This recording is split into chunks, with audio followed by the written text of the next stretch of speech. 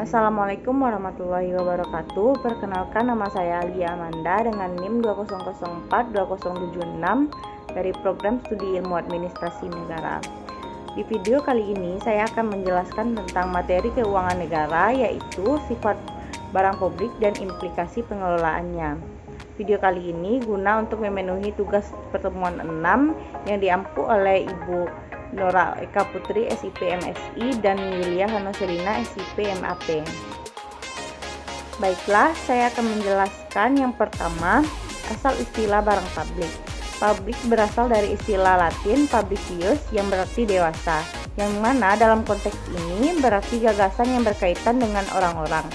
Dalam bahasa Inggris, publik berarti milik bangsa, negara atau masyarakat pada umumnya, atau pelihara atau digunakan oleh orang atau masyarakat secara keseluruhan. Kebalikan dari publik adalah privat, yang berasal dari bahasa Latin privert, yang berarti mencabut atau menghilangkan. Dalam bahasa Inggris, privat berarti tidak tersedia untuk penggunaan umum, terlepas dari negara atau khusus untuk individu. Jadi, kata publik menyampaikan gagasan dalam hal-hal yang publik tersedia untuk semua.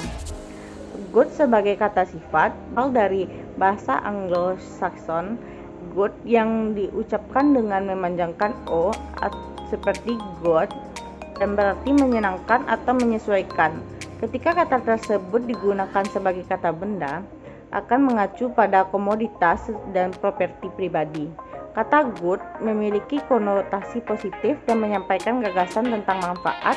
Ketika kita menaruh kata public dan good bersama-sama atau public goods, menyampaikan gagasan manfaat yang tersedia untuk semua orang atau kepada masyarakat secara keseluruhan. Dan kita harus tahu apa pengertian barang publik. Barang publik atau public goods akan terjadi apabila biaya tambahan atau biaya marginal yang muncul dari adanya penambahan konsumen adalah nol, dan orang lain tidak dapat dikecualikan dalam penggunaan barang publik tersebut.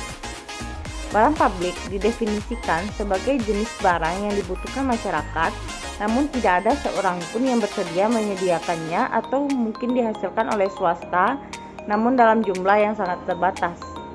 Kemudian, ciri-ciri barang publik. Barang publik memiliki ciri-ciri yang membedakan dengan barang lain, yaitu yang pertama, consumption is non-excludable, atau tidak dapat dikecualikan dalam konsumsi. Tidak mungkin untuk mencegah orang lain dalam menggunakan barang publik tersebut, atau tidak ada pengecualian dalam menggunakan barang tersebut. Yang kedua, non-rival in consumption. Tidak ada persaingan dalam konsumsi. Apabila satu orang yang mengonsumsi suatu barang publik tersebut, maka tidak akan mengurangi kegunaan barang tersebut kepada orang lain atau biaya tambahan sumber daya.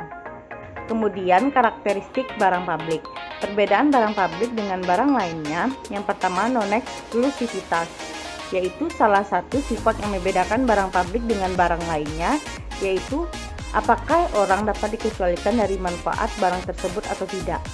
Bagi kebanyakan barang pribadi, pengecualian tentu saja dapat dimungkinkan. Pertahanan nasional merupakan contoh standar.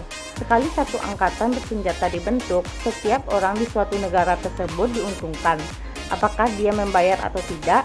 Barang non-eksklusif ini dapat dilawan dengan barang konsumsi pribadi yang eksklusif, seperti mobil atau film, di mana pengecualian merupakan suatu masalah sederhana. Mereka yang tidak membayar barang pribadi tersebut tidak menerima jasa yang dijanjikan oleh barang tersebut.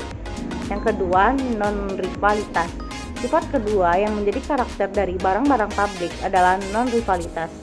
Barang-barang non-rivalitas adalah barang di mana manfaatnya dapat diberikan bagi penggunaan tambahan dengan biaya marginal nol. Pada sebagian besar barang tambahan, jumlah konsumsi membutuhkan sejumlah biaya produksi marginal. Misalkan, tambahan pemirsa pada suatu saluran televisi tidak akan menambah biaya, meskipun tindakan ini menyebabkan terjadinya tambahan konsumsi. Konsumsi oleh tambahan penggunaan dari barang semacam itu adalah non-rivalitas atau non-persaingan, sehingga tambahan konsumsi tersebut membutuhkan biaya marginal sosial dari produksi sebesar nol.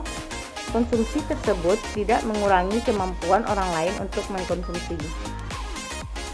Kemudian ada barang publik murni. Barang publik murni telah menjadi subjek dari sebagian besar analisis ekonomi barang publik. Dalam beberapa hal, barang publik murni adalah abstraksi yang diadopsi untuk memberikan kasus benchmark terhadap yang lain yang dapat dinilai. Sebuah barang publik murni memiliki dua sifat berikut. Pertama, non dikecualikan. Jika kepentingan publik diberikan, konsumen tidak dapat dikecualikan dari konsumsi. Yang kedua, non persaingan.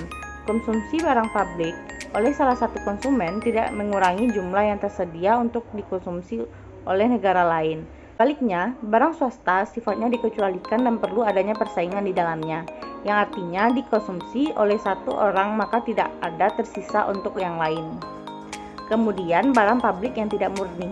Barang tidak murni menempati daerah yang luas antara barang publik murni dan barang swasta murni. Dalam praktik, barang publik akhirnya cenderung menderita kemacetan ketika penggunaan cukup besar. Jelas, termasuk taman dan jalan. Kemacetan menghasilkan pengurangan dalam pengembalian barang publik kepada setiap penggunaan sebagai akibat meningkatkan penggunaan pasokan yang diiringi oleh peningkatan rumah tangga.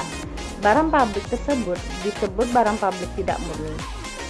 Utilitas yang diperoleh setiap rumah tangga dari barang publik murni adalah fungsi naik dari tingkat pasokan dan fungsi penurunan dari segi penggunaannya. Kemudian, macam-macam barang publik. Barang publik memiliki dua sifat atau dua aspek yang terkait dengan penggunaannya, yaitu yang pertama, non-rivalry. Non-rivalry dalam penggunaan barang publik berarti bahwa penggunaan satu konsumen terhadap suatu barang tidak akan mengurangi kesempatan konsumen lain untuk juga mengkonsumsi barang tersebut. Setiap orang dapat mengambil manfaat dari barang tersebut tanpa mempengaruhi manfaat yang diperoleh orang lain.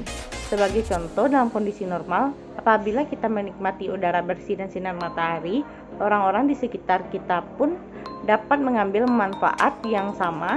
Atau apabila kita sedang mendengar azan dari sebuah masjid misalnya, kita akan mengurangi kesempatan orang lain untuk ikut mendengarnya. Yang kedua, non-excludable. Sifat non-excludable barang publik ini berarti bahwa apabila suatu barang publik tersedia, tidak ada yang dapat menghalangi siapapun untuk memperoleh manfaat dari barang tersebut, atau dengan kata lain, setiap orang memiliki akses ke barang tersebut. Dalam konteks pasar, maka baik mereka membayar maupun tidak membayar dapat menikmati barang tersebut. Sebagai contoh, masyarakat membayar pajak yang kemudian diantaranya digunakan untuk membiayai penyelenggaraan jasa kepolisian misalnya. Akan tetapi, yang kemudian dapat menggunakan jasa kepolisian tersebut tidak hanya terbatas pada yang membayar pajak saja. Mereka yang tidak membayar pun dapat mengambil manfaat jasa tersebut. Singkatnya, tidak ada yang dapat dikecualikan atau excludable dalam mengambil manfaat atas barang publik. Sebuah barang publik disebut sebagai pure public goods atau barang publik sempurna atau murni apabila memiliki dua sifat ini secara absolut.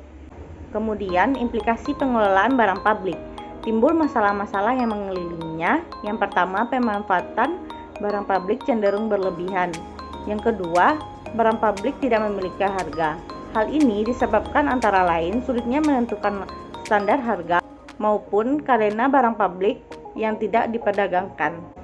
Yang ketiga, tidak adanya keuntungan membuat orang-orang tidak mau, kalaupun ada, sangat sedikit jumlahnya untuk menyediakannya ataupun melestarikannya. Disinilah pemerintah berperan dengan cara menarik pajak dari masyarakat dan dana pengumpulan pajak tersebut digunakan untuk menyediakan barang publik. Yang keempat, utilitas yang diperoleh setiap rumah tangga dari barang publik murni adalah fungsi peningkatan tingkatan persediaan dan fungsi penurunan penggunaannya.